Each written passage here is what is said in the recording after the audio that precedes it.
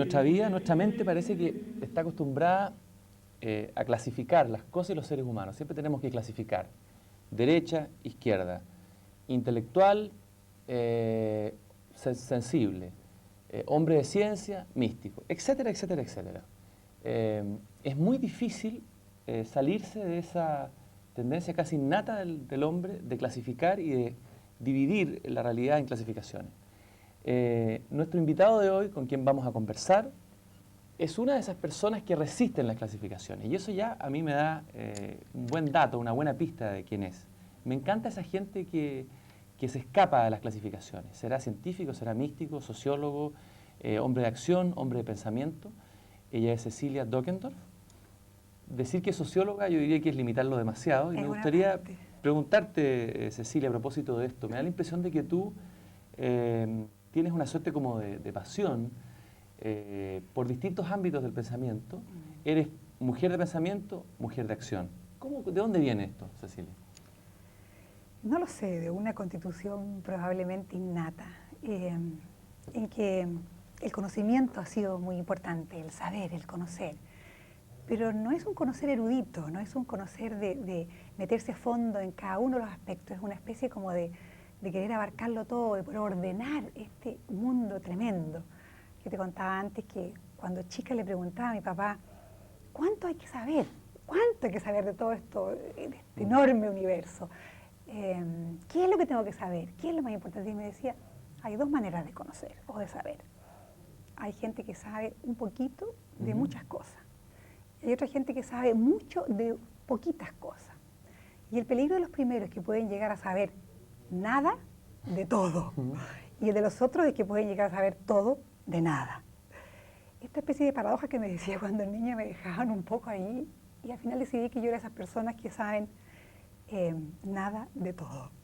De alguna manera, según lo que tú me estás diciendo, yo intuyo que la definición tuya se opone a esta obsesión por la especialización de nuestra época, ¿no? Por la obsesión de dividir el mundo de la ciencia, el mundo del arte, ¿no? Sí. Eso se nota en la vida cotidiana de cada uno de nosotros, en la angustia que viven muchas veces los estudiantes cuando salen del colegio tienen que decir, ¿qué voy a hacer yo? ¿No? ¿No será que los esquemas clasificatorios, la división y la separación, por ejemplo, entre ciencia y arte o ciencia y pensamiento espiritual, es ya una forma de clasificación obsoleta y que todo está cambiando y estamos tendiendo más bien a una integración de los distintos ámbitos? Yo diría que sí, y ahí podemos meternos en uno de los temas que yo he trabajado, que es el tema del paradigma. El paradigma es un conjunto de supuestos en los que estamos viviendo, que duran durante un tiempo, y el nuestro es un paradigma que conoce atomísticamente. Esto viene de un señor muy importante que se llamó Descartes y que reaccionó en contra de la manera de conocer de la Edad Media, de donde él, que venía de antes, que era la escolástica, y dijo, yo voy a las mejores universidades y no he aprendido nada, solo opiniones de distintos señores, quiero realmente conocer, saber. ¿Qué es saber? Y de ahí viene su célebre frase, pienso, luego existo. Es decir, su pensamiento y su razón fue lo único cierto, lo único certero que encontró. Y una de las cosas que propuso como método de conocer fue este método de dividir todo en partes. Es decir, se conocía algo, un fenómeno, a través de conocer sus distintos aspectos y después de conocerlos todos, de manejarlos todos, juntar la totalidad. Nosotros operamos así, nosotros hemos vivido en un paradigma científico, el método científico adoptó eso como una de sus partes, digamos, de sus elementos, de su manera de operar. Y funcionamos así, todo lo dividimos en partes, tomamos una receta y ponemos los ingredientes y después juntamos, es decir, funcionamos atomísticamente. Y eso está cambiando, yo diría que sí, que estamos en un periodo en que probablemente las ideas nuevas sean holísticas, como se dice ahora, o los viene de todo, miradas totales, miradas universales, miradas más dinámicas. Para ser justo hay que decir que a Descartes le debemos cosas malas y cosas muy buenas también en la historia del pensamiento, ¿no? Significó un momento importante de apertura a nuevos ámbitos de la realidad. Así es. Pero está claro que también con Descartes, y pareciera con este pensamiento racional, empírico, que estás hablando tú, algo perdió el hombre. Es decir, la Edad Media siempre se identifica como una edad oscura, una edad como primitiva en el ser humano. Pero parece ser que al terminar la Edad Media y acabarse esa época, algo perdió. ¿Qué perdió el hombre moderno? Uy, perdió una cantidad de cosas. Perdió muchas cosas que le han dado, y ganó muchas cosas, que le han dado su grandeza, pero también su tremenda vulnerabilidad, su inseguridad. En la Edad Media, el conocimiento el saber y la ética, el valor y la verdad eran un solo todo. Es decir, la gente sabía cómo funcionaba el mundo y sabía cómo vivir al mismo tiempo. Tenía respuestas a las preguntas del cómo y del por qué juntas. La autoridad era la iglesia, es decir, era un paradigma religioso, el saber estaba en manos de la religión. La reacción, al mismo tiempo, ¿por qué se ve como una época oscura? Porque era se iluminan además ciertos rasgos, no todo. Era una época de libertad individual muy restringida, es decir, las clases sociales o la estructura social era completamente rígida. Tú nacías siervo o nacías señor feudal y eso era para siempre, no había posibilidad de cambiar, de moverse. A fines de la Edad Media hay todo un movimiento que parte con cambios, digamos, de movimientos sociales. El sistema feudal empieza a colapsar y se empiezan a instaurar los estados-naciones. Y al establecerse los estados-naciones hay la pregunta, por ¿quién manda? ¿Quién tiene la autoridad? ¿Quién tiene el poder? ¿Cuál es la relación entre los seres humanos? Y viene toda una constelación, una seguidilla de pensadores que van armando uno de los pilares de nuestro paradigma actual, que es el humanismo liberal. Y lo que resalta es la libertad del individuo, el valor del individuo, lo que comienza como los derechos inalienables de nacimiento, es decir, somos todos iguales, lo que es una revolución en términos de lo que pensaban en la Edad Media, somos todos iguales, por tanto tenemos iguales derechos, y termina hasta ahora con los derechos humanos en este siglo, en el año 40, y tiene bastante rato más todavía para seguir ese valor, digamos, actualizándose. Pero ese cambio tan importante, el hacer del individuo el sujeto único y amo, hizo perder una serie de cosas, hizo perder, por ejemplo, la pertenencia a la comunidad orgánica. Es decir, los individuos en la Edad Media eran miembros de una comunidad, vivían en un todo más amplio, estaban cobijados por un sujeto más amplio. Es cierto que no podían moverse, eran rígidos, pero tenían una seguridad para vivir, había que vivir así. Cuando nos hacemos sujetos, cuando nos hacemos individuos, cuando podemos optar por vivir así, o sea, tenemos la incertidumbre, tenemos la angustia, tenemos junto con eso la no respuesta a los por qué.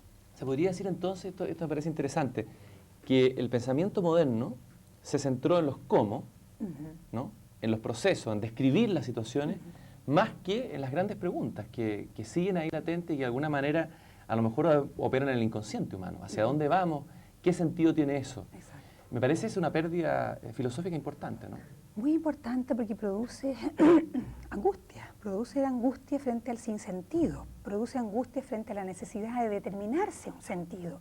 El hombre occidental, estamos hablando en términos absolutamente generales, es decir, si este paradigma, quizás si explicamos un poco lo que es paradigma. Sería bueno explicar lo que es paradigma, la palabra puede sonar un poco pomposa o a lo mejor simplificadora. Verdad, Sería, a ver, ¿paradigma sería un sistema filosófico? ¿Sería una teoría que opera en el mundo? ¿Sería una teoría científica? ¿Qué es lo que es paradigma? Para explicarlo así gráficamente con una imagen a lo mejor.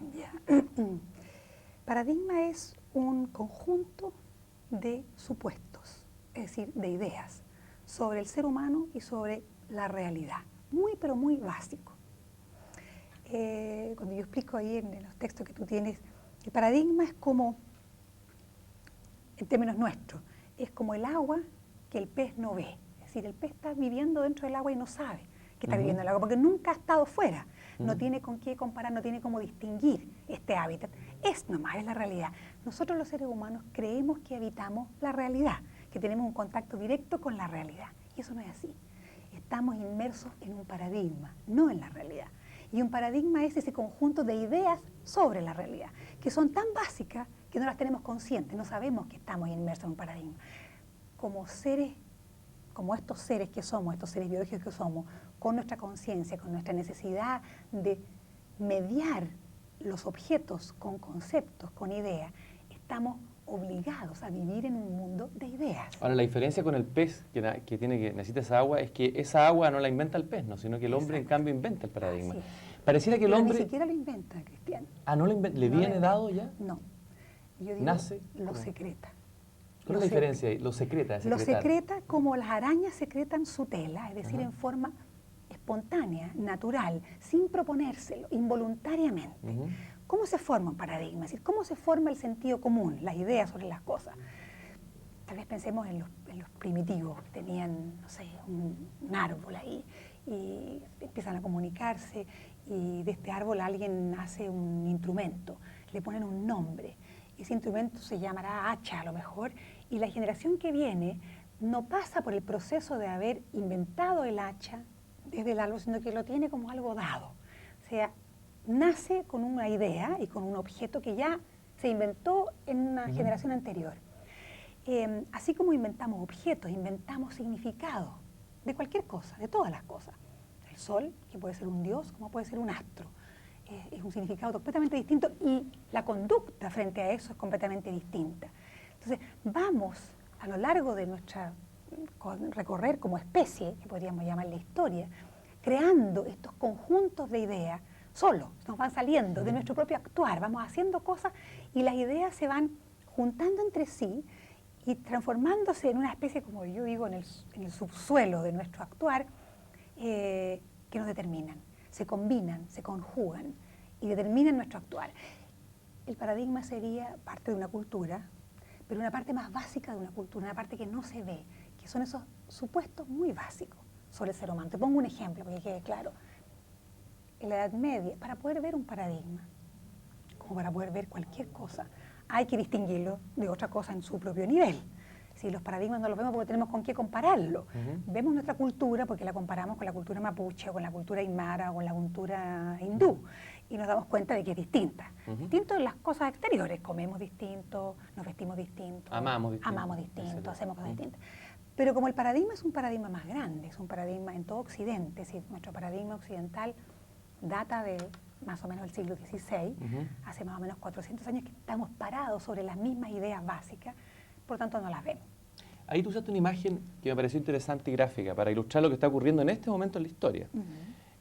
Usaste la imagen de la araña, de una red. Da la impresión de que el hombre contemporáneo, el pensamiento científico también, el pensamiento filosófico estaría atrapado como en esta red, ¿no? Literalmente atrapado. Y hay personas, hay minorías, hay élite en el mundo en este momento que plantean que viene un gran cambio, lo típico que se ha hablado de la era de Acuario, el nuevo paradigma, etcétera, etcétera. Hay otros, en cambio, que miran con escepticismo esto, incluso con un cierto desdén, como diciendo una cosa alternativa, media esotérica, ¿no? ¿De dónde sacas tú la certeza de que realmente estamos, porque cambios de paradigma en el mundo ha habido muy pocos en la historia, tengo entendido. Pocos, Ahora ha habido 6, 7, 8, no sé. ¿No? El cambio del Imperio Romano, el fin de una dinastía china, no sé. Así es.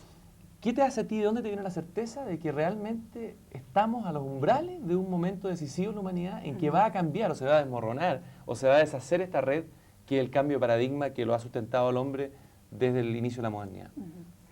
De dos grandes fuentes, digamos, de dos grandes criterios. Uno es la magnitud de la crisis en la que estamos. Es decir, crisis hay siempre dentro de un paradigma y propuestas nuevas también hay siempre. Los hippies fueron una propuesta nueva, se lo tragó el paradigma. O sea, uno dice que son como abortos de propuestas nuevas. Mayo 68 y toda la revolución en Occidente, de nuevo, son como hitos, pero que no logran producir un cambio de, digamos, de proporciones paradigmáticas. Para que haya un cambio de paradigma tiene que haber una crisis muy profunda, una crisis a distintos niveles. Es decir, esas ideas sobre las que estamos parados, que son inconscientes, tienen que empezar a crujir, tenemos que empezar a verlas, a darnos cuenta de que están mal. Yo diría que hay varios síntomas con respecto al agotamiento de las ideas en las que estamos. Te pongo un ejemplo. ¿De dónde viene la crisis ecológica? Supongamos que aceptamos que hay una crisis ecológica, o sea, hay una crisis de la manera en cómo el hombre se relaciona con la naturaleza, cómo extrae los recursos naturales, qué pasa con la basura, la contaminación, o sea, la crisis ecológica es relativamente evidente. ¿De dónde viene? Si no es parte de nuestra cultura solamente, no es parte del último tiempo solamente, es el resultado final de una lógica que está basada en esa idea paradigmática muy subyacente. ¿Cuál es? Que somos amos de la naturaleza. Si nosotros los seres humanos nos vemos aparte, en una relación de objeto-sujeto, está ahí la naturaleza, es una naturaleza muerta, inerte, es un universo inerte, es una gran máquina que obedece leyes mecánicas que el ser humano con su razón puede conocer y al conocerlas puede aprender a manipularlas y a manejarlas.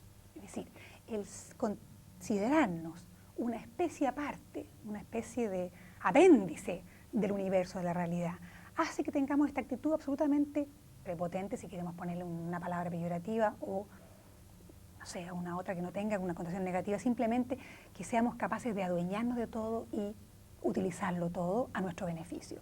Esa es una idea en la que estamos parados y que produce la crisis. Otra idea es que el mundo en el que estamos, este es un paradigma secularizado, por mucho que haya gente que es religiosa y que tiene una concepción religiosa del mundo, la creencia dominante es que este es un mundo material. Lo que existe es esto.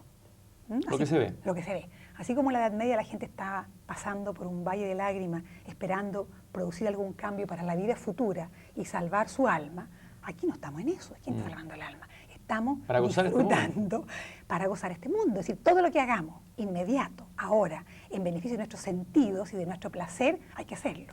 Esa es una segunda fuente, digamos, una segunda idea paradigmática, parte de esta crisis.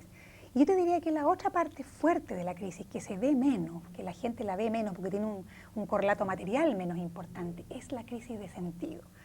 La crisis de ¿qué hacemos? Es decir, somos dueños del universo, somos dueños del mundo, podemos crear las cosas más increíbles como el fax, por ejemplo. Yo no puedo entender, no entiendo la luz para entender el fax, no entiendo las cosas increíbles de la tecnología y no sabemos para qué.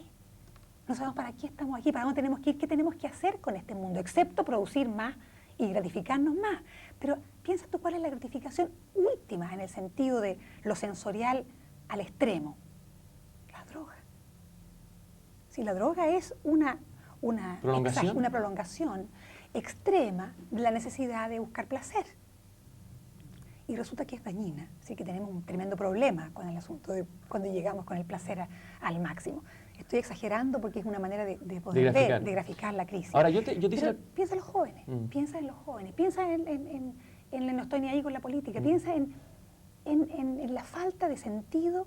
Es decir, la crisis cultural es muy profunda, hay muchos elementos que podríamos graficar. Ahora, yo te hacía esta pregunta, Cecilia, porque pareciera que el mundo está dividido en este momento en el pensamiento. Lo que te decía recién, hay un grupo como casi underground de repente, ¿no? Dentro del pensamiento filosófico y de la acción, que plantea de que estamos en una crisis y que vendría un gran cambio. En cambio hay otro, un entrevistado acá, un sociólogo, no, historiador, Claudio Belli, que plantea que la matriz que viene de la revolución industrial, que nace en Inglaterra, este mundo made in England, está funcionando a perfección, estaríamos en el clímax de ese modelo y nada pareciera mostrar de que viene un cambio. Al contrario, el desarrollo tecnológico, la aparición, por ejemplo, de Internet, las facilidades apasionantes que muestra la tecnología para cambiar nuestro modo de vida, apuntan más bien a que se va a profundizar esta revolución tecnológica y que la felicidad va a venir por ese lado. Entonces, como que se necesitan de repente argumentos más concretos, más reales, entre comillas, desde el mismo paradigma anterior a lo mejor, que muestren que esto está tambaleando. Sí. Yo te di la mitad del argumento. La mitad del argumento es la crisis, que no es una crisis tecnológica, no es una crisis de tecnología. La crisis tecnológica puede ser la crisis ecológica, la tecnología que produce mucho basura, digamos, y mucho desperdicio que hay que saber qué hacer. Yo tengo una visión bastante personal, una visión positiva respecto a la tecnología. Creo que los problemas, así como se decía antes, que los problemas de la democracia se solucionan con más democracia, creo que los problemas de tecnología se solucionan con más tecnología. Creo que la tecnología va a ser capaz de hacer algo con la basura, hacer algo con la contaminación, hacer algo con la capa de ozono. La propia tecnología va a responder. No va por ahí la crisis. La crisis es una crisis de sentido, bastante más profunda. Déjame responderle a tu otro entrevistado antes de entrar en la segunda parte, de la segunda argumentación de por qué podríamos estar a puertas de un cambio de paradigma. A puertas pueden significar 2 o 3 generaciones, estamos hablando de periodos de tiempo muy largo. Yo no digo que esto vaya a cambiar mañana.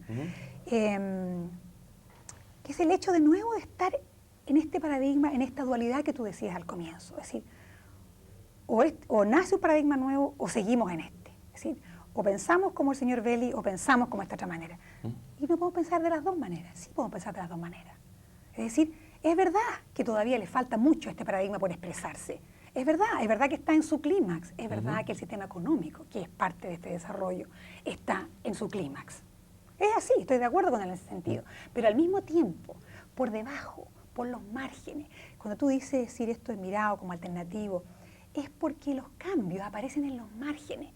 Es decir, las personas, las instituciones que están muy en el centro del sistema, no quieren cambiar, no pueden cambiar. Lo reproducen simplemente. Lo reproducen porque se les amenaza su statu quo si cambian las cosas. Esto de los cambios de paradigma, hay que hacerle honor a una persona que fue la que descubrió esta secuencia de vivir un tiempo en un paradigma, viene una crisis y después se cambia a otro, que fue Thomas Kuhn, un filósofo de la ciencia que se refirió a esto al interior de la ciencia. Se creía antes que la ciencia funcionaba en un quehacer lineal, sabiendo progresivamente más, y dejando la ignorancia atrás. Y él descubrió que no era así, que se funcionaba en base a paradigmas. Durante un periodo los científicos funcionan sin preguntarse por las bases que sustentan el pensamiento, trabajan hasta que se empiezan a acumular lo que ellos llaman datos anómalos. O sea, problemas que no pueden ser solucionados en ese conjunto, y viene un cambio. Sería como que la realidad misma, la realidad sobre la que trabaja la ciencia, comienza a emitir señales de que el modelo se agotó y que ya no puede dar cuenta de ella. Exactamente. Y los que empiezan a tomar en cuenta esos datos anómalos son generalmente los marginales, los científicos o muy nobles, dice, o muy jóvenes, que se atreven a decir, ¿saben qué más? Partamos de una base distinta porque esto está todo malo. Está todo malo en una universidad que tiene presupuesto para hacer las cosas así como hay que hacerlas. Es una propuesta alternativa, una propuesta revolucionaria. A mí me parece interesante una cosa en este cambio de paradigma, Cecilia. Da la impresión de que este cambio, según tú mismo lo señalas en tu libro, esta vez viene de la misma ciencia. Es decir, ¿siempre los cambios de paradigma vienen desde el pensamiento científico o nacen desde la ciencia en el último tiempo? El último cambio de paradigma nació desde la ciencia y este también va a nacer de la ciencia. ¿No nacerá del arte? ¿No nacerá de la filosofía? ¿No nacerá de otra forma de pensamiento? Bueno, yo tengo la impresión de que nace de la ciencia, y aquí entramos en la segunda argumentación de por qué podríamos estar frente a un cambio de paradigma. Y es que la crisis sola no basta. O sea, una crisis sin propuestas nuevas, no hay cambio, se puede mantener una crisis por mucho tiempo. Pero cuando surgen simultáneamente con una crisis profunda ideas nuevas, no ideas cualquiera, ideas paradigmáticas nuevas, o sea, ideas en esa concepción de quiénes somos los seres humanos, de qué es lo que es la realidad, de cómo conocemos, ideas muy básicas. Cuando hay ideas nuevas y cuando ideas nuevas convergen desde distintas fuentes como para pensar que se pueden amalgamar en un conjunto de supuestos nuevos, ahí podemos pensar que estamos acá, y eso está sucediendo. Hay algunos síntomas o signos. ¿De dónde vienen estos cambios? Particularmente de la ciencia. De la ciencia. Que es como lo más sólido a los ojos del antiguo paradigma. Exactamente. Porque se habla un poeta, un místico, así este es un loco, un hippie, loco, qué sé yo. Claro. La eterna clasificación de la mente humana. Así es. ¿De qué pensamiento científico, qué científicos en este momento en el mundo están planteando lo que tú estás planteando en el terreno de la misma ciencia, de este cambio de manera de ver el mundo? Bueno, yo he visto como 3 grandes fuentes de la ciencia, 4 tal vez, que son la física cuántica, la mecánica cuántica, que tiene más o menos este siglo, el año 20 o 30, la biología de sistemas, la biología que se preocupa de estudiar los seres vivos como totalidades y no la biología molecular, la psicología, que tiene propuestas últimas en la psicología transpersonal, incluso en las corrientes más conservadoras de la psicología, como puede ser el conductismo, que tiene facetas nuevas, como lo cognitivo-conductual, por ejemplo, que están adoptando una epistemología nueva, que rompe las bases fuertes de este paradigma, que es la división sujeto-objeto, por ejemplo, o que el conocimiento está allá afuera y nosotros aprendemos la realidad como foto.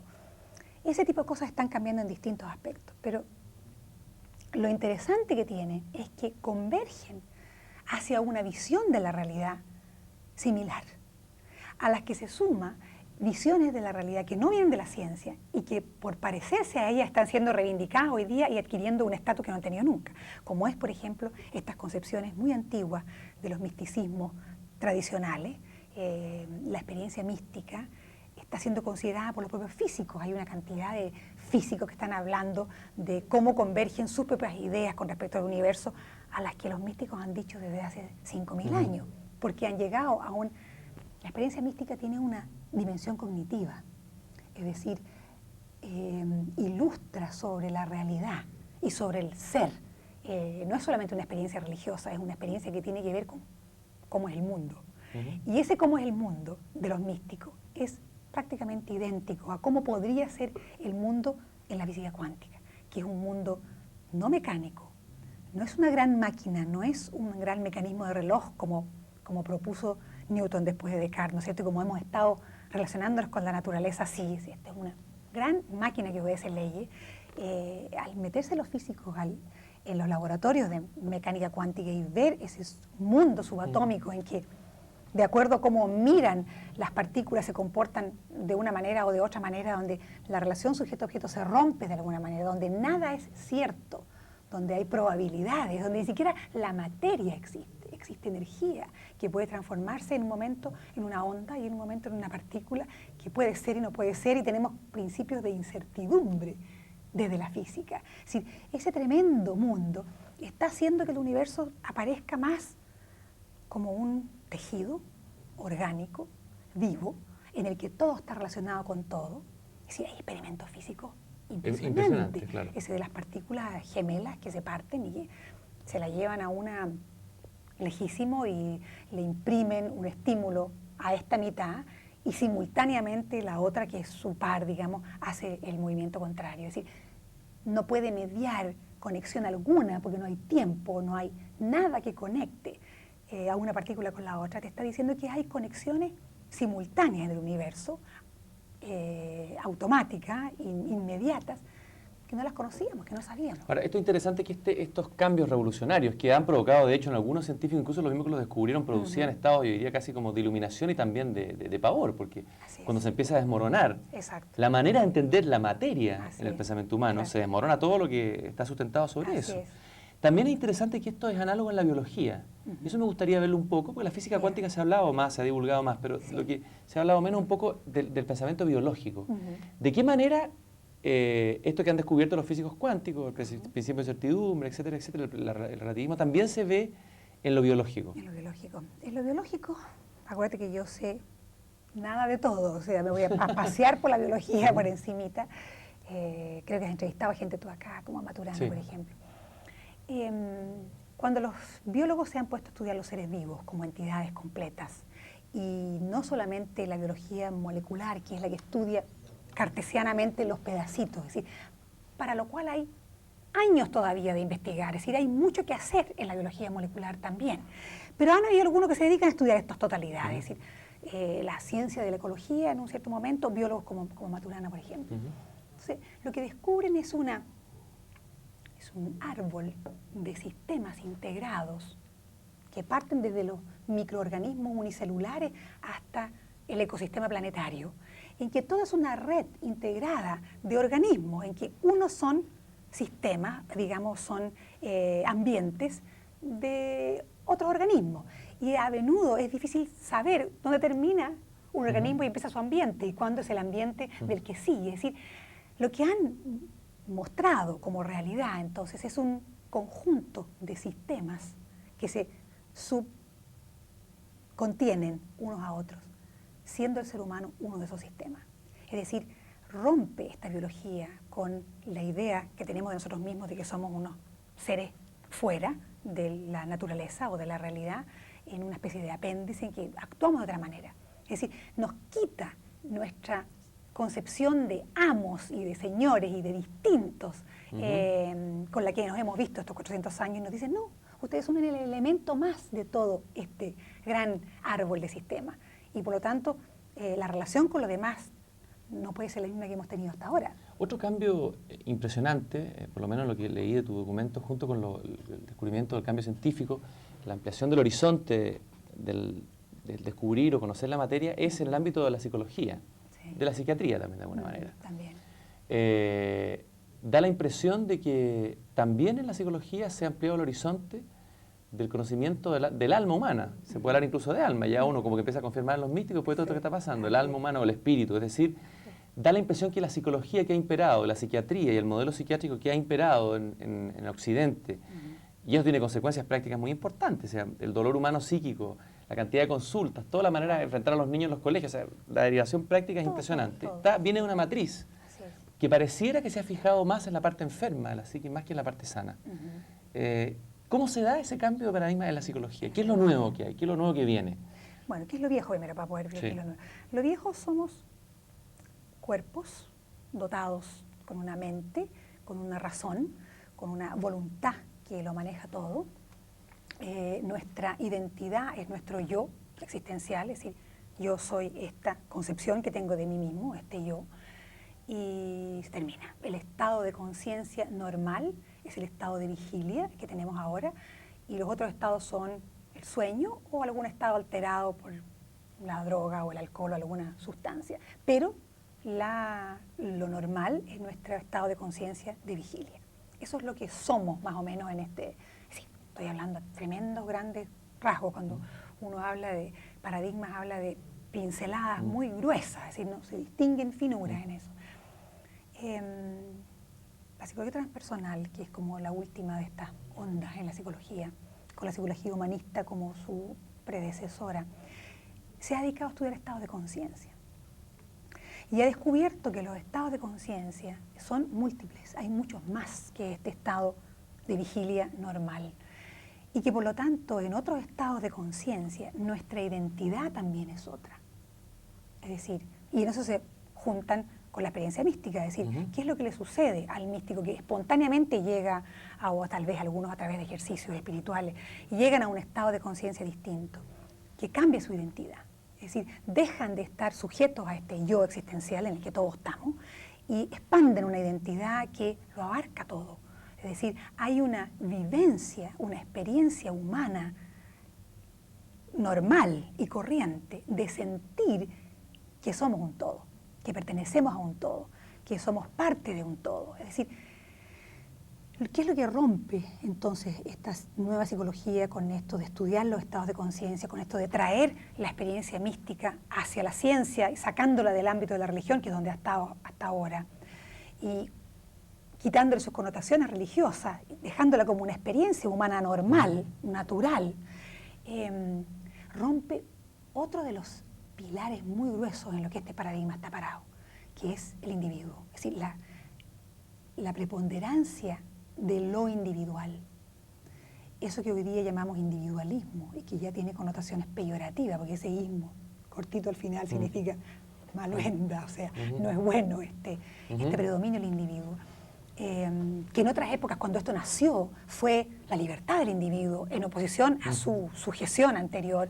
Es decir, esta es una cadena que viene de buscar una revolución positiva y que, como operamos, el péndulo se va al otro extremo y terminamos en algo que era bueno, en algo que nos asfixia. Esa sensación de que somos individuos y solo individuos y que determina nuestra conducta, en que todo es en función del individuo, el individuo y su expansión un poquito más amplia, que son los suyos, es decir, la señora, los niños, ese individualismo de encerrarnos, eso se rompe con esta posibilidad de otras identidades, que son las que iluminan una forma de nuestro ser que es colectiva, que es ampliada. Y esa manera de ser con los otros también viene de la biología, también se refuerza en la biología, también se refuerza en la física cuántica. Yo cuando hice ese trabajo que tú tienes ahí, entrevisté a 5 de los físicos más importantes en Chile. Y le preguntaba, tratando de entender esto de qué les pasaba cuando se adentraban en el mundo de la mecánica cuántica. Me decía, por ejemplo, si tuviéramos anteojos cuánticos en este momento, si estuviéramos mirándonos con unos anteojos que pudiéramos ver subatómicamente, es decir, dentro del átomo, no veríamos un individuo allá y un individuo aquí, no veríamos dos bultos separados, dos entidades, veríamos una danza de átomos todos pegados, es decir, seríamos un solo todo, no seríamos estos dos individuos. Entonces yo le preguntaba después, ¿y qué te pasa a ti en la vida diaria sabiendo eso? ¿Cómo andas por la calle con la gente? Bueno, se me olvida y sigo haciendo lo mismo que hace todo el mundo. Es decir, no logran, no es que no logran, no les corresponde a lo físico traspasar esas ideas a la vida cotidiana, al sentido común. Eso cae fuera de su ámbito especializado y se tendrían que poner a interpretar. Y le tienen horror a la interpretación porque no serían serios. Son tan serios en su quehacer que solo pueden hablar dentro de los marcos de su ciencia. Y estas cosas que a uno lo dejan perpleja y dice, bueno, entonces, ¿cómo es el mundo si somos todos pegados con todo? Es decir, esta idea religiosa de que todos somos hijos del mismo padre y hermanos es una metáfora para decir lo que está descubriendo la ciencia, que en realidad estamos todos pegados con todo y el mundo es un solo gran tejido orgánico en que estos bultos son vistos porque nuestros ojos son capaces de ver ahí, hasta ahí nomás. Esa percolación desde la ciencia, el sentido común, tiene que hacer la otra persona, no los científicos. Me gustaría saber cómo influyó en ti. A ver, vamos a hacer una pregunta más personal. A ver, Bueno. me imagino, por todo lo que estamos conversando, que tú también tuviste un cambio. Todas las personas que se enfrentan a una nueva manera de pensar tienen un cambio personal fuerte. Este interés o pasión por el nuevo paradigma, ¿precede a un cambio tuyo en tu vida, una especie de conversión, para decirlo, no en términos religiosos, sino que en términos personales? ¿O es al revés, una suerte de conversión precede en ti el cambio de la manera de ser? Cuéntanos un poco esa... Yo diría que es lo último, una suerte de conversión. Precede a esta mirada totalizadora en la que uno puede integrar distintos aspectos. Sin embargo, esa conversión, en el caso mío, es parte de un proceso único que viene desde siempre, desde esta necesidad de conocer, que se produjo espontáneamente. La manera de conocer habitual, que es leyendo, sabiendo, conociendo. Sí, yo llevaba muchos años en una búsqueda intelectual muy profunda, a mi nivel, por supuesto, si no me estoy comparando con Gandhi, no soy una intelectual, parto por esa base, no soy una intelectual, no soy un ratón de biblioteca, pero sí esa necesidad de conocer me llevó a meterme en todo, yo partí con la antropología, seguí con la sociología, me tuve que meter en la psicología, en los ámbitos, en todo, en la política, en la filosofía, en el existencialismo en ese tiempo, para poder entender, para poder comprender. ¿Comprender qué? Comprender al ser humano, comprender por qué nos portamos como nos portamos, comprender el dolor, por qué nos hacemos daño, por qué funcionamos así. Llegó un momento en que el cerebro izquierdo, que es el que funciona con la parte intelectual o la parte como analítica, paró. Y dijo, ya, yo di todo lo que pude dar. Paró y me dio una fobia, no pude leer más, no podía absorber nada más. ¿Eso fue literalmente? Eso fue literal. Un síntoma. Un síntoma. ¿No pudiste leer más, no pudiste enfrentar más a texto? No pude leer más. Eso hace, no sé, el año 82 más o menos. Preocupación, si está pasando, es un síntoma negativo y sincrónicamente, como diría tu amigo Jung, sincrónicamente, yo trabajaba en ese tiempo en una iniciativa de estas alternativas, una ONG, con gente del ámbito de la psicología, de la psiquiatría. Llegó un aviso que decía curso de meditación, 10 sistemas distintos de meditación. Yo era una persona completamente atea en ese tiempo, en que todo el ámbito religioso no tenía ningún sentido para mí, sobre todo en términos de conocimiento. Por lo tanto, bastante reacia a todo lo que tuviera que ver con alguna... yo pienso, bueno, 10 sistemas distintos. No pueden ser dogmáticos, si no puede alguien estar vendiendo su sistema, si está vendiendo 10 distintos. Voy a probar. Y fui, y por primera vez en la vida, tenía 36 años, estuve un rato largo, despierta, con los ojos cerrados, metida hacia adentro. No sabía que existía el mundo interior. No tenía idea que había otra dimensión que no es lo externo. Si yo con mucha energía había trabajado hacia afuera permanentemente, constantemente hasta ese entonces. Y eso fue como un primer desencadenante a una serie de procesos digamos, espontáneos, que resultaron solos, sin, como te digo, ningún contenido religioso en ese tiempo, y que dieron paso a este otro cerebro, al cerebro derecho, que dio una cantidad de experiencias, que yo llamaría experiencias místicas o experiencias espirituales a posteriori. En ese tiempo no la habría podido nombrar así, ni siquiera sabía de qué se trataban, pero sí, lo más importante era este aspecto cognitivo, es decir, la realidad se me transformó en una identidad mucho más amplia, así yo dejé de ser yo y lo era todo de repente, con esta connotación de unidad, de vida, de vivo, con una certeza muy grande. Las experiencias en esos estados de conciencia son tienen más certeza que en el intelecto, en que no hay certeza, siempre hay dudas. Es decir, llega un argumento nuevo y te desarmó lo que tú considerabas seguro. Ahí hay certeza. La certeza, por ejemplo, de la muerte, de la relación entre la vida y la muerte, distinta a la que estamos habituados. En este paradigma, la muerte es una interrupción abrupta de lo único que existe, que es la vida o la existencia. Acá la muerte era simplemente otro estado del mismo ser. Es decir, yo sé que cuando yo me muera, se me muere el cuerpo, no me muero yo. Eso yo lo sé, lo experimenté de alguna manera. Y ese tipo de conversiones, o como tú las llamas, o de ideas nuevas, te abren a cosas nuevas. Y entonces puedes entender el discurso. De partida, el discurso espiritual lo pude comprender. Se me pasó la fobia, me leí 10 libros en un mes de cosas que no había leído jamás en términos de lo espiritual, que lo distingo de lo religioso. ¿Por qué distingue lo espiritual de lo religioso? He sentido varias veces que haces esa distinción con mucho rigor.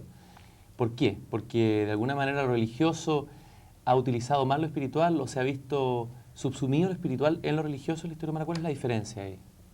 Yo diría que llamaría espiritual a una esencia de lo religioso que está en todas las distintas religiones.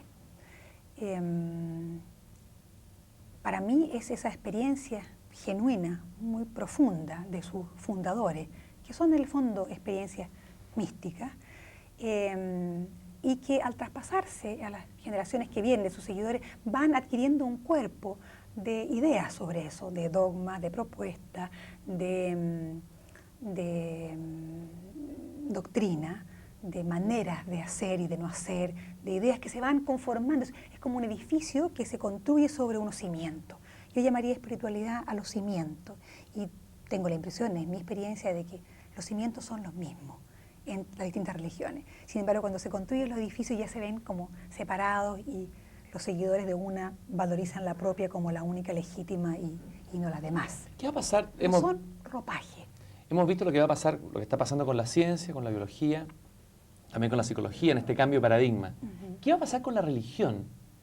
En el nuevo escenario, imaginémoslo casi hipotético, ¿no es cierto?, de futurología, cuando empiece a cambiar el paradigma, por lo tanto, el mundo, ¿qué va a pasar con las religiones? ¿Cómo se van a adaptar las religiones que vienen además de un paradigma anterior al paradigma moderno, ¿no? El paradigma prácticamente de la Edad Media? Hablemos de nuestra gran religión occidental, que es el cristianismo.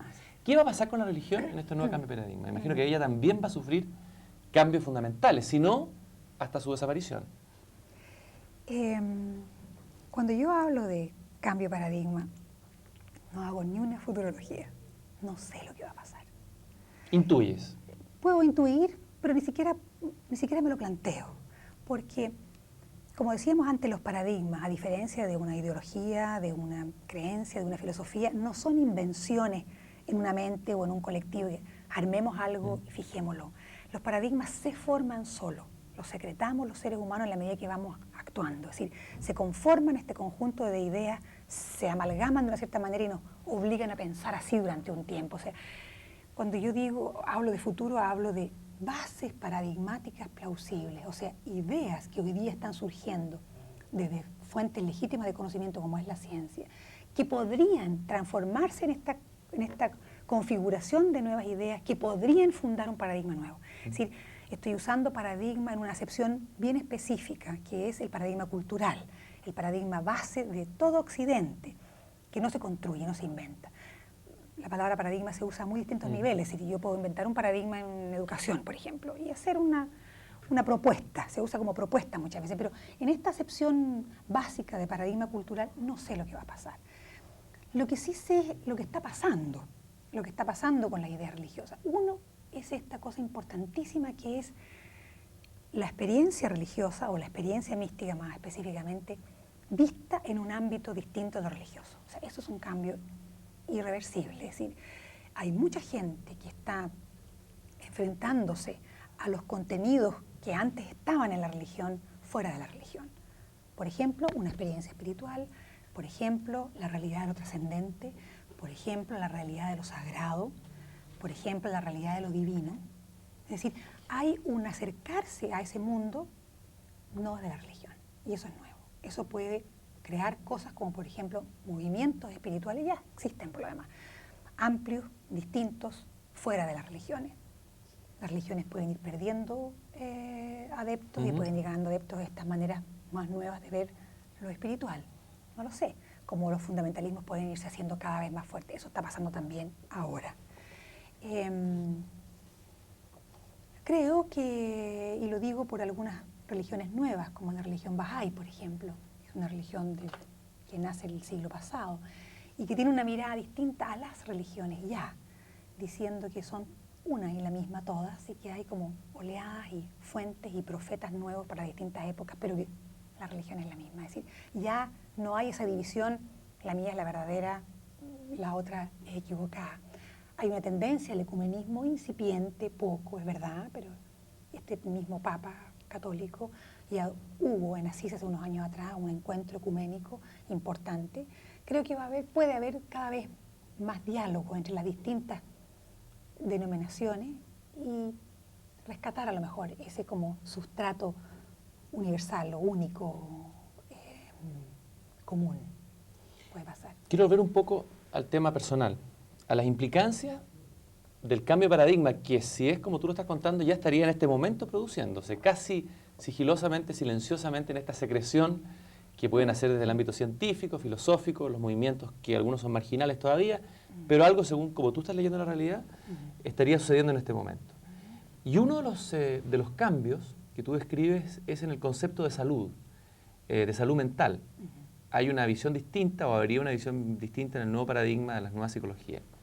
Y tú haces una afirmación muy interesante en tu libro, que dice que las personas aparentemente sanas, o sea, aquellas que no presentan síntomas desde la perspectiva tradicional de la psicología, síntomas psicóticos o qué sé yo, sin embargo, en esta nueva concepción podrían ser entendidas como personas enfermas, porque han llevado una vida egocéntrica y competitiva. Me gustaría que me explicaras eso. O sea, personas que aparentemente son sanas, que viven normalmente, que trabajan en el sistema, que funcionan, que son exitosas, que son eficientes, en esta nueva manera de concepción, a lo mejor llegará a ir a ser paciente de los futuros psiquiatras holísticos, por decirlo con una metáfora juguetona.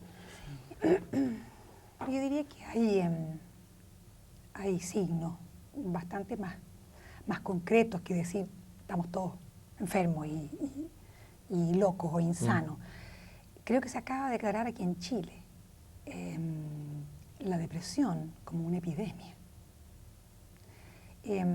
Hay cifras en Estados Unidos sobre la cantidad de niños con depresión, de niños tomando fármacos en el colegio.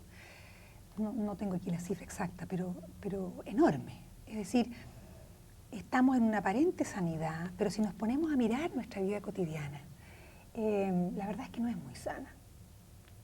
Esto de correr, para empezar, de correr detrás de todo, de correr detrás del éxito, de correr detrás del consumo, de correr detrás de los logros, de correr, sin espacio para el ocio, sin espacio para la contemplación, en una relación con la naturaleza completamente enajenada, es decir, cortada, no produce seres humanos sanos. Estamos en una cultura maníaca de producir y de correr y de hacer cosas orientadas hacia un futuro, detrás de un progreso que es cada vez mayor, que nos hace estar tensos, estar plenos de estrés, estar en relaciones competitivas en el trabajo, en la casa, en las rupturas de las relaciones. No hay espacio ni siquiera para poder abrirse a escuchar a otro. No son relaciones sanas, no lo son. No estamos sanos, al parecer. Es como, no te lo quería nombrar como parte de la crisis al comienzo, porque no es una visión crítica en el sentido de desesperanzada, pesimista, todo lo contrario. Yo creo que en la medida que va habiendo conciencia de que lo que consideramos calidad de vida, correr tras beneficios materiales y tras el placer de los sentidos, llegado a un cierto punto empieza a ser contraproducente. Es decir, todos queremos tener auto, pero si todos tenemos auto, vivimos en una sociedad atochada en que avanzamos más o menos a la misma velocidad que camináramos. Si todos tenemos auto, tenemos que después ir al gimnasio para poder hacer ejercicio, porque el cuerpo no lo ejercitamos caminando, por ejemplo. Es decir, nos damos cuenta que nuestros propios propósitos de calidad de vida no lo son. no lo son. Son malos propósitos y no somos felices. Y a propósito de este concepto más ampliado de enfermedad, tú afirmas, por ejemplo, una cosa bastante original. Afirma, no sé si lo citas o afirma, de que la falta de solidaridad, no ejercer la solidaridad, no ser solidario, nos haría en algún momento enfermarnos. Eso me parece tremendamente original o impensado. ¿Por qué? Bueno, ahí nos pasamos a una cosa como más concreta de todo este ámbito de conocer y de pensar, que tiene una raíz en este mismo marco de cambio paradigmático, pero que tiene también un insumo empírico. El tema de la solidaridad nace como preocupación en el sentido de qué pasa con el resto de nuestra naturaleza humana que no está centrada en el bienestar y en el logro del individuo. Es decir, esta exageración por nuestra identidad individual de este paradigma no es la única manera de concebirnos a nosotros. Creemos que la es porque hemos nacido en eso hace 400 años que estamos en el logro de lo individual, en la búsqueda del bienestar individual, que creemos que el hombre es así o el ser humano es así. Y si tú te pones a mirar más en detalle, todas las culturas sesgan ciertas dimensiones de la naturaleza humana que es bastante más amplia, es decir, es compleja. Es compleja y es paradójica en el sentido de que puede ser egoísta y solidaria. Como estamos acostumbrados a que somos o egoístas o solidarios, decidimos que éramos egoístas y por tanto no somos solidarios. La cultura del O. La cultura del O en vez del I, exactamente. Pero somos las dos cosas. Podemos ser las dos cosas. Y en esta cultura que enfatiza el logro individual como respuesta a la sujeción del individuo en la Edad Media, insisto, porque no es porque sí que estamos en un desarrollo histórico que nos ha traído hasta aquí. No es porque sea lo mejor, es porque venimos de un cierto lado. Vamos al opuesto y vamos a volver a otro lado. Es decir, estamos en una cultura que nos miente. Nos miente porque nos sesga, nos exagera nuestro bienestar individual. Y nos dice la felicidad por ahí, el bienestar va por ahí. Mientras más cosas tenga usted, mientras más cosas conozca, mientras mejor posición social tenga, mientras más poder tenga, mientras más lujos tenga, mientras más artículos tenga, mientras más placer tenga, esa es su expresión máxima, esa es su felicidad, su bienestar. Eso es mentira. Eso es mentira y nosotros lo comprobamos empíricamente. Hicimos una investigación sobre el tema de la solidaridad. ¿Qué le pasa a la gente con la solidaridad? ¿Una investigación con gente que había hecho solidaridad, que había practicado solidaridad? Ya. Con muchos que han practicado solidaridad principalmente, pero con muchos que no. Entrevistamos una metodología antropológica, entrevistas en profundidad, una investigación cualitativa, alrededor de 200 personas, de los ámbitos más diversos, desde empresarios hasta pobladores, desde personas de edad hasta jóvenes, mujeres, hombres, todo tipo de categorías sociales y laborales. Y descubrimos que no, que la solidaridad es algo que beneficia fundamentalmente al que la hace, no al que recibe, también al que recibe, pero que en lugar de ser una especie de deber ser que se me impone desde la religión, desde la moral, desde la culpa, sí, preocúpate de tu hermano, porque si no, qué sé yo, tendrás un castigo. Es una mala manera de convocar, siento yo, porque convoca a través de la culpa a algo que es beneficioso para uno, es beneficioso para mí. Es decir, el ejercer la solidaridad no es el resultado de un adoctrinamiento, es una necesidad humana básica inscrita en mi naturaleza. ¿Casi biológica? Biológica, lo dice Maturana, biológica. Estamos compelidos a hacernos cargo de la carencia, del dolor, del sufrimiento, de la necesidad del otro, biológicamente. Si un niño viene y me tironea y me pide plata, yo tengo que mirar para otro lado para decirle que no. Porque si lo miro a los ojos, me funciona algo natural a responder. Casi químico. A ese llama químico, me pasa algo. Me pasa algo. Entonces, ¿qué hacemos para hacernos los lesos con respecto a la necesidad de los demás? Los ponemos en unos barrios donde no los vemos. Es decir, vivimos en circuitos aislados, de manera que no nos pase eso, porque si los viéramos nos pasan cosas. Se podría decir que tú lo afirmas ahí, eso me parece muy interesante, como que la solidaridad ha sido entendida, ha sido mal transmitida, quizás con una carga culpógena, uno tiene asociado como algo fome, aburrido. Sin embargo, tú afirmas que la solidaridad es un placer. O sea, es que casi tiene una dimensión hedonista la solidaridad, o de placer. ¿Podrías explicarlo eso? Es muy novedoso. Lo digo así porque esa fue una charla para jóvenes en esta universidad, en la USACH, y que había que poner de manera atractiva un tema como la solidaridad, que no era muy atractivo. Era una semana de calidad de vida organizada aquí. Y entonces, ¿cómo poder nombrar la solidaridad con algo? Con el placer, que es un tema para los jóvenes.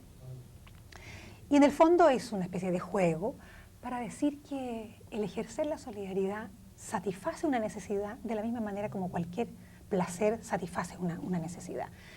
Y que la única manera de descubrir eso es probándolo en la práctica. Si el hacer solidaridad me deja algo profundo de satisfacción, quiere decir que yo tenía razón y que sí, se puede decir que es un placer de otro orden, por supuesto.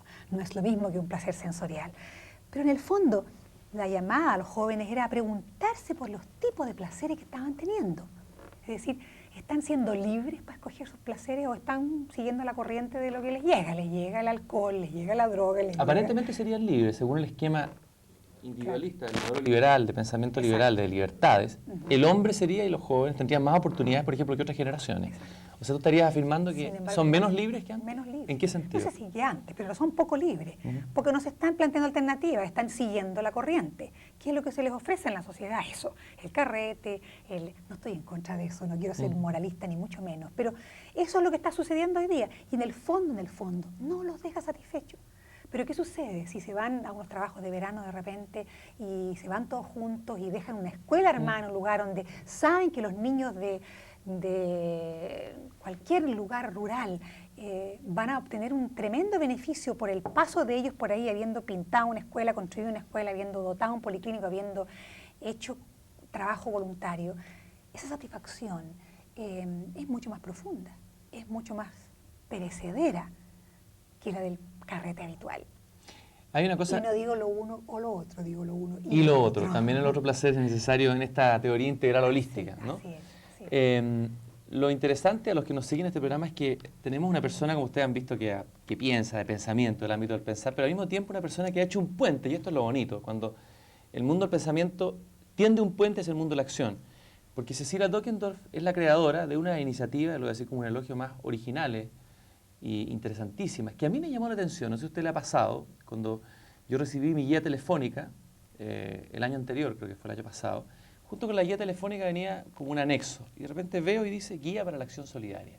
Empezó a abrirla y empecé a descubrir que era posible que una empresa que tiene un sesgo utópico, diríamos casi mágico, que es hacer que la solidaridad se transforme en algo posible en este país, estaba siendo distribuida a millones de hogares. Cecilia Dockendorf es la creadora de esta guía para la acción solidaria que viene de este pensamiento, de este cambio paradigmático. Me parece que este sería, Cecilia, un ejemplo de cómo este nuevo pensamiento se puede traducir en un hecho real. O sea, hay empresas, nuevas empresas, o manera de concebir las cosas, hacer las cosas que vienen de esta nueva matriz de pensamiento que son posibles de hacer. ¿Cómo nació esto? Y cuéntanos un poco, porque esto es una aventura del pensamiento hecho acción aquí. Así es. En primer lugar, la guía es el fruto de un equipo de trabajo, de más personas, y la idea es una idea que surge de la gente, de la investigación de la que yo te hablaba antes, que es la que fundamenta el libro de la solidaridad, que es previo a la guía, en la que la gente pide canales concretos, específicos, confiables, múltiples, variados, donde yo puedo ejercer mi potencial solidario. Descubrimos que la gente tiene un potencial solidario muchísimo más amplio que el que logra expresar. Tiene que esperar las teletones, tiene que esperar los aluviones, casi todo tipo, para hacer una solidaridad súper rudimentaria, que es mandar un cheque o donar ropa o enseres de casa de repente, y no tiene oportunidades para hacer una solidaridad más profunda que involucrarse personalmente, ir y estar. Bueno, el equipo que la constituyó y el resultado de esa investigación nos planteó frente a esa disyuntiva. Es decir, el último capítulo del libro dice, bueno, si hay que fomentar la solidaridad, así como se fomenta el consumo en esta cultura y se fomenta el bienestar del individuo, la solidaridad hay que fomentar también. ¿Quién la fomenta? ¿Quién toma el toro por las astas? ¿Quién lo hace? ¿Y cómo? En ese tiempo, el FOSIS, que es el Fondo de Solidaridad e Inversión Social, que me había estado apoyando en la investigación anterior, en la publicación del libro, dijo, yo tomo el toro por las astas, hazme una propuesta. Y hagamos una guía. Hagamos una guía que se distribuya masivamente junto con el guía de teléfono de forma gratuita, donde haya 1000, dije yo en ese momento. 1000 oportunidades distintas para que cualquiera pueda elegir dónde ejercer su potencial solidario. No ayudar a nadie, ejercer su potencial solidario en beneficio propio. Por supuesto que esto de nuevo es un sesgo para caricaturizar, es decir, es en beneficio del otro también, evidentemente que sí. Y así surgió la primera guía y fue una apuesta tremenda, conseguimos el apoyo de 14 empresas porque es un proyecto caro, es decir, por muy flaquita que sea, y son 1.060.000 ejemplares esta segunda y hay harto papel, hay 97 toneladas de papel interior, más allá de las tapas. Es decir, la sola propuesta de fomentar la solidaridad con una herramienta concreta concitó el aporte y el apoyo de empresas privadas incluso. Yo te agradezco mucho, Cecilia, por haber estado en esta conversación en La Belleza de Pensar. Hemos tenido un ejemplo palpable de este nuevo paradigma que consiste justamente en no clasificar, partíamos al comienzo de una clasificación, terminamos con la visión de una persona que ha integrado el pensamiento, la belleza de pensar y también la belleza de poner en acción ese pensamiento. Gracias, Cecilia, por estar con nosotros. Gracias a ti por